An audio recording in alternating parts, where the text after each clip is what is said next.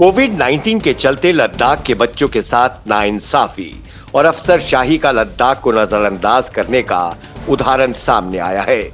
पूरे भारत में कोविड के मद्देनजर आईआईटी, जेईई एडवांस के पेपर को लेकर इस साल एग्जाम सेंटर की तादाद बढ़ाई गई थी ताकि बच्चों को पाबंदियों को लेकर किसी दिक्कत का सामना ना करना पड़े।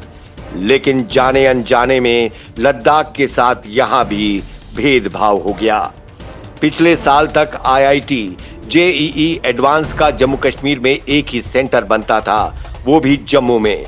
लेकिन इस बार जम्मू के साथ साथ कश्मीर में भी सेंटर बनाया गया ताकि कोविड-19 के चलते लगी पाबंदियों के कारण बच्चों का एग्जाम मिस ना हो। लेकिन कश्मीर की चिंता करते करते एक बार फिर लद्दाख को हमारे दिल्ली में बैठे अफसर भूल गए और लद्दाख में सेंटर बनाना भूल गए।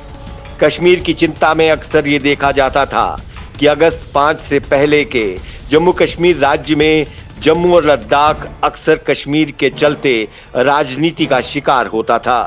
लेकिन अगस्त 5 से धारा 370 के बाद लोगों में आस जगी थी कि अब ये नहीं होगा। लेकिन एक बार फिर वही हुआ। जहां आईआईटी, जेईई एडवांस के सेंटर पूरे भारत में जगह जगह बनाए गए, वहीं लद्दाख को भुला दिया गया और वहां के बच्चों के भविष्य पर एक चोट कर दी गई। कोविड-19 के चलते ना तो वहां के बच्चे कश्मीर पहुंच सके और ना ही जम्मू, जिसकी वजह से वो इस एग्जाम का हिस्सा नहीं बन सके। ये बहुत बड़ी विडंबना है केंद्र और यूटी जम्मू कश्मीर प्रशासन के अधिकारियों की। इतनी बड़ी चूक, इतनी बड़ी लापरवाही समझ से परे है।